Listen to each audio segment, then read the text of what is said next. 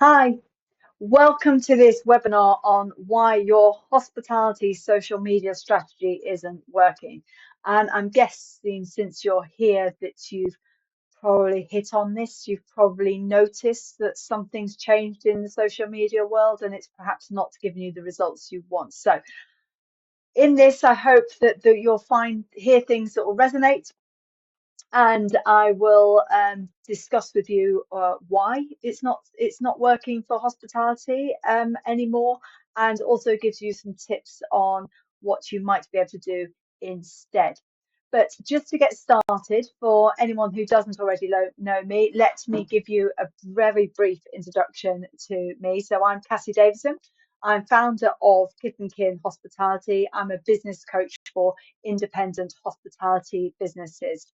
I've got 30 years experience in the hospitality industry, 25 of those years as an independent hospitality entrepreneur and operator.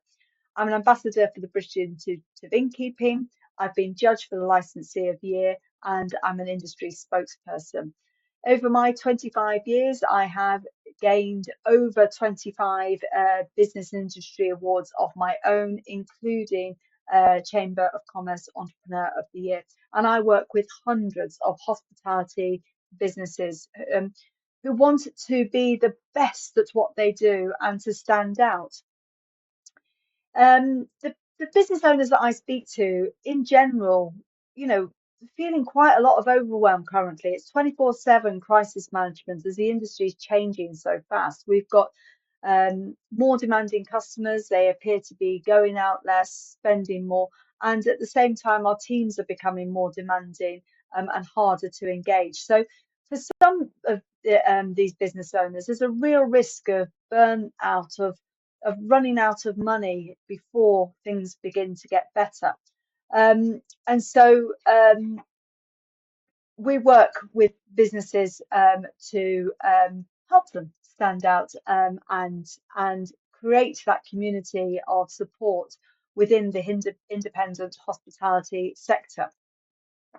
But let me get started on what we're here to discuss today, which is social media and as that as a strategy for building those customers. Because the reality is that how difficult things are for many businesses, the only solution that appears to be available to them is to continue to grow their business, so to get more customers come through the door. And social media seems to be a go-to strategy. And certainly there's lots of people out there telling you that social media can fix it. But let me just start by telling you a little bit more about my first venue. So when I first started 25 years ago, this was the reality of technology. So absolutely no social media in sight. This was how we took card payments, for anyone that remembers that. Our tills looked like that. So none of this fancy touchscreen stuff and technology that told you every piece of data that you could log into from wherever. You had to come and print off your report and then export it all into by hand into an Excel sheet in order to be able to look at your own data. Obviously, the internet existed, but when I first set up my first place, it was still dial-up, and there were very few even websites, certainly no social media. So this is my first little place. I was extremely young when I set this up, very naive, didn't have a clue what I was doing other than I'd already worked in hospitality, and I fell in love with it. And I loved serving people, and I absolutely wanted to be the best at what we were doing. So I'd worked within a big chain, and they'd come in and taught us customer service. And I honestly thought that, I mean, I was young, but I honestly thought that this was going to change the world. Oh my goodness, we're going to walk into places and people are actually going to smile at you. And then I'd worked at various other places, but I'd worked with Michelin star chefs, and I'd looked at it and thought, why does great service and great products only get saved for these venues? Why can't it be much more of an ordinary experience? So when I set up this place, that was my purpose, that was my mission, to bring those really high service standards, those really great products into this into a much more ordinary space for people like me. So we only serve premium products. There was no sell up because there was nothing to sell up. We only had premium, and um, quite often they were brands that our customers had never heard of. I mean, but we are talking back in the day where actually people didn't know what a barista was or even a mixologist was. Um, and our service standards were really, really high. So even in a small little place like this, and this is back in the days when people were allowed to smoke inside, but our service standard was no more than two cigarette butts in an ashtray before you changed it, and no dirty glasses on the table ever. And we created lots of other quirky things that went along with our brand, but they were really about attracting the right people. But as I say, when I opened it, I was so incredibly young. I didn't really have, I mean, I had experience in the industry, but not of running my own place, obviously. And I remember the day before opening, we built this place, and I turned to my dad and said, "What if no one comes?" Because the reality is, I hadn't considered marketing. Marketing had not been part of what I was doing. I was just like, building something and saying, I hope this works. I'm sure it will.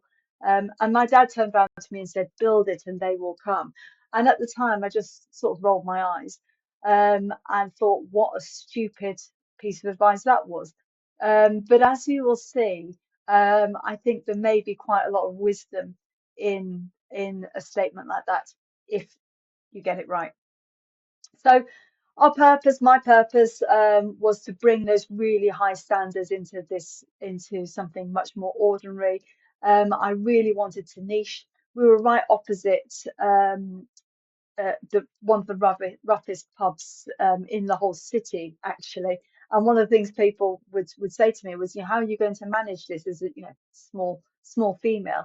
And I just was like, well, actually, I understood well enough that if I put my prices up, and we were the most expensive place in the area, then actually that would put off people as well as attract people, and that the people we were trying to attract, because the other people weren't in the venue because it was too expensive for them, they would feel safer and more welcomed because it would be a space full of people just like them. And that's fundamentally what targeting is. And I'd sort of done it instinctively as opposed to through any strategy. But I also wanted to stand out, and I was really conscious that I didn't want to be thinking too hard about the competition. I didn't want to be chasing everyone else. I wanted to be doing what we were doing. I wanted to be great at what we were doing and be known for being great at it. And that meant just turning off the noise from everywhere else. I mean, this small place, when we opened, um, within 2 years, within a quarter of a mile radius, there were over 20 other new venues that opened. So it became a really up and coming area. But my way of handling that was genuinely to just turn off the noise. But by doing so, we stood out. We were very true to ourselves and what we were doing. And we created a tribe of people. So people came, they formed a community, they would come after work, they would make friends, meet up with friends. They would find other people that were like them. I mean, there's so many people here that met their future partners, including my two sisters who both met their husbands here. And so, actually, just alone, I'm grateful for this venue, for the five nieces and nephews that I have, who are now much taller than me because this is 25 years ago. And because of that, these people created stories. We became a fabric, part of the fabric of those people's lives. 25 years later, this little bar no longer exists. It's moved on. It's someone else's business, and they do something else in there. And those people no longer live in the area. They've all moved out or moved across the country, or some of them even abroad. But those friendships, those relationships, they still endure, and the stories are still there. I know when I go back into Leicester and meet people who used to visit here, they will tell me a story. They will tell me, about, their younger days spent in this space, or the people they met, or the people they know, or some of the quirky things we did there. So to their lives, we really mattered. And it dawned on me that actually for some of them, in fact, perhaps even for most of them, to the customers who we mattered to, this business mattered more to them than it did even to me. Um, and that is what made us a brand. We were owned by the customer. And therefore, my dad, it turned out, had been right all along. Build it and they will come is about people feeling they belong and then doing your marketing for you. So we never spent a penny on marketing here other than just being very, very good at what we did. And our marketing was done for us. But that purpose led us very uh, shortly to expand. So we bought the next door building and we turned that into a restaurant side. And we later got awarded Midlands Restaurant of the Year from the Good Food Guide um, for all our efforts. So this tiny little, well, what had been a butcher's shop, um, rising up to those sort of standards is quite remarkable. But it was all came from just our drive to absolutely be the best in the world to our customers. But then along came social media, and social media was absolutely fantastic. It changed the game. It was exciting, and not just for this venue, but for venues that I moved into later. Um, it absolutely worked. And I mean, if we just discuss what for a while why it worked, I mean, if we just take, because it was Facebook at first that launched, that got everyone excited, and as I say, it really worked because they really wanted you to use their platforms. They wanted both businesses to engage and for people to engage, and therefore you're absolutely rewarded by posting. Your posts got sent to the right people. People liked you, they shared you, it's got sent to other people like them. Basically, it created a virtual community. And it was a community that we could influence. So now, although word of mouth was really our key of marketing, now we were able to influence that in a different way, not just by people coming into the venue and having an experience and going away and telling their stories, but for us to create some of those stories, to then share those stories into a virtual community, which then got propagated even further. And so and it allowed us to uh, really create that element of that fear of missing out. So this virtual community and this physical community were really connected. So people in the virtual world would see what we were doing, get really excited, and be like, right, when can we go? And then they would come because obviously they didn't want to be missing out on all of the great things that were going on. It was a really connected, and it was great and easy to stand out in this world because you just were ahead of your competition and were better at that community building in very much a similar way that in that physical world we were being the best. We could replicate that into that virtual world. But then something changed. These days, you can have 10,000, 20, 30,000 followers and put a post out there and only get 5 likes. So what's going on? Why is it not working anymore?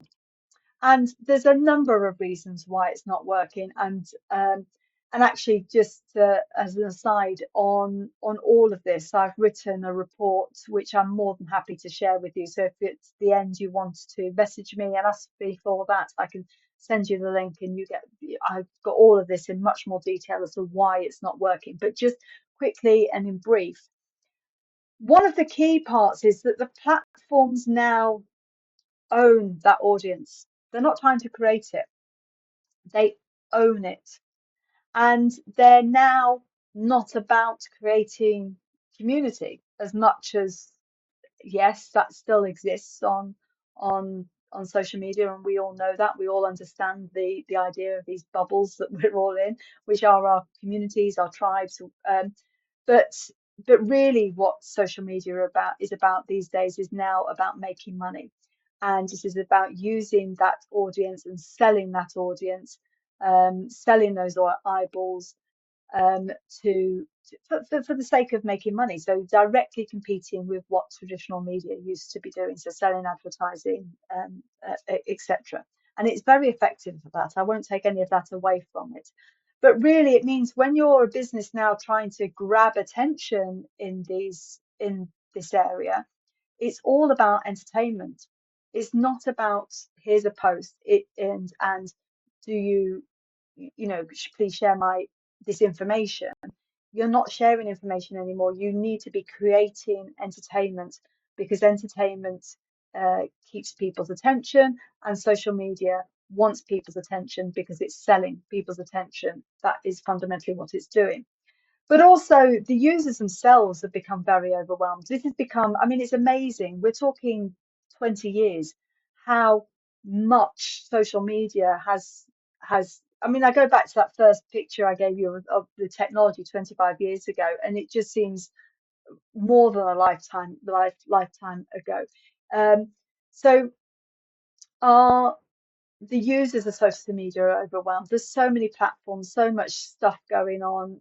I mean, I know that even my kids, they use social media more than they watch TV, for example. It's where they're getting all of their entertainment from. So, but there's so much, and as a user, you might now see a wonderful dish being created or a drink being created, on social media and go, wow, that looks amazing, I should go there, and then click on it and realize it's a completely different continent and you're never going to get to visit it. And so the sort of a desensitization, for the users. People aren't stupid. They know they're being sold to. It doesn't stop them wanting to look at it and be entertained by it, but they know there's a transaction taking place.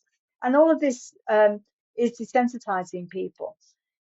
In short, what's happened is that physical world is now disconnected from the virtual world.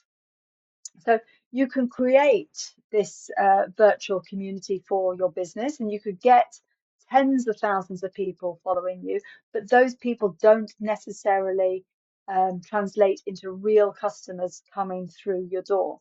Now, when I'm saying that social media isn't working, I am putting this very much in the context of um, hospitality, and in particular in the context of independent hospitality, where you are local and small. Because if you are still selling virtually, then this doesn't necessarily matter. People, you create a virtual community and then you're selling to them directly in that space, and then this potentially can still work. But if you need people to see you, like you, know you, and then you want them to do something like physically come and find you, walk through the door and spend money. That is that those two things are completely disconnected now, and that's a much harder thing to try and make happen. And I'm arguing and demonstrating that actually that isn't happening. And I think it's worth taking some time to think about that. Is all that you're putting in um, translating into customers actually coming through the door? So, as I say, it's not working.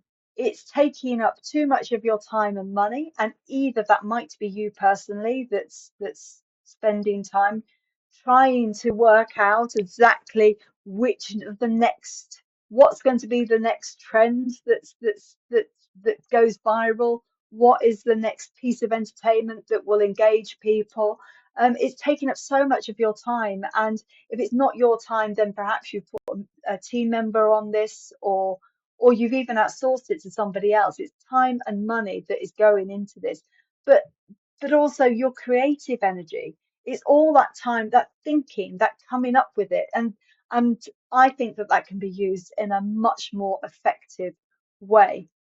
um, Now, when I started this, this is about why social media is not working, but actually here's a list of plenty of other, and it's not exhaustive at all, which actually also demonstrates just how exhausting running a hospitality business can be. But here's a list of other short-term business tactics that you might be encouraged to use for hospitality. So, anything from your menu items, your drinks, training your team more, in loyalty schemes, um, events calendars, uh, dealing, getting involved with influencers and bloggers, all of these things. And they are all, I'm not taking away from any of them, they are all tactics that might work. They might work. But like social media, they don't necessarily solve your problem. Um, the first question has to be, what problem are you actually trying to solve? And as I started from the beginning, a lot of people that I'm working with, the big issues are getting more customers through the door, because that's really key. As our prices are going up, actually, what's the solution? There's only so many more things you can cut back on. Actually, what we need to do is grow our businesses. And part of the problem with that is building teams we can trust and keeping them engaged. These are the questions that businesses are having and trying to solve problems they're trying to solve. And if I go back to that other list, here's a list of things that might fix some of those things. But the but as I say, as what I'm arguing or demonstrating is that these are not necessarily going to be able to achieve those things for you in a meaningful way. But let me tell you what truly successful hospitality businesses do. And I know this, as I say, from doing it myself. I did it myself for 25 years. I learned the hard way. So I showed you my first business, but inevitably I walked away from that business thinking that was probably all just luck. so so I didn't necessarily follow the same patterns for other ones. I started following some of these, trying to get advice from other people and following some of these other tactics as well. And I tested them all. I've used them all. I know, and I know what works to make my businesses successful. But as I say, I've also worked with hundreds of other independent hospitality businesses, and I know what's working for them. So let me tell you what truly works for what truly successful hospitality businesses do. This is it. So they stand out. They niche, so they have a target customers. They create tribes, so they create those spaces of belonging. They tell stories to emotionally engage people, and they have that, and all of this together is their brand, and that is all being led by their purpose. So they have a purpose. They have a reason why they matter beyond making money. And that in itself leads to a mission. They are on a mission. And when anyone's on a mission, it becomes intoxicating. So you see anyone on a mission and you stand and you stare, it grabs attention and people want to join in. They niche. They stop trying to please everyone and they strive to be the best in the world to their customers, which creates a tribe. And the tribe goes beyond transactions. So these customers now stop being so price sensitive as well, and because they are people that truly belong. And I love this quote. So this is from Maslow's principles. Maslow created the cornerstone of what we understand human motivation comes from. But one of those things is seeking belonging. So at the core of human motivation is a desire to belong, to find a place where we are accepted, valued, and connected. And it's only when we feel secure in belonging that we can achieve our highest potential. And anyone that knows me or hears me or listens to me speak knows just how excited I get about this stuff, because this is what really matters and why independent hospitality is so exciting, because Hospitality is more important than just serving food and drink. We're places of belonging, and that's what we create for people. And when we do that, we're able to stand out. So we stand out by creating an identity that no one else can replicate. And when we do that, we ignore their competition, because the businesses that do that, their customers won't look anywhere else. This is their place. And all of this becomes their brand, because their brand is what their customers think of them, and it's owned by that tribe of customers. And all of this is connected through the stories. So the key important principle here is that people make decisions with emotions and then justify by logic. But it's the stories that are how we connect emotionally. And I love this quote. We are, as a species, addicted to a story. Even when the body goes to sleep, the mind stays up all night telling itself stories. So let me conclude with this. The best way to achieve long-term business success and security is to prioritize having a clear purpose that drives every decision. If you don't prioritize having a clear purpose, you'll never create a business that feels effortless and attracts the right team and customers. Purpose isn't just a buzzword. It's the foundation of an easier, more successful, and more rewarding business. And this is what truly successful hospitality businesses do.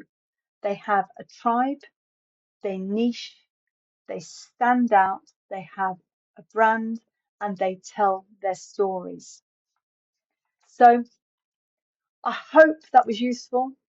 I hope that was helpful.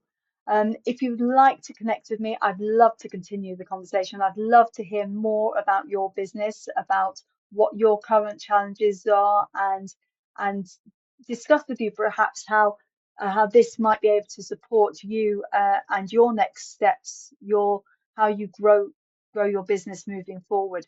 And I'd love for you to take our quiz. So to find out how purpose driven your hospitality business already is, and see, and I'd love to see you next time. So thank you very much for joining me, and I hope to see you all again very soon.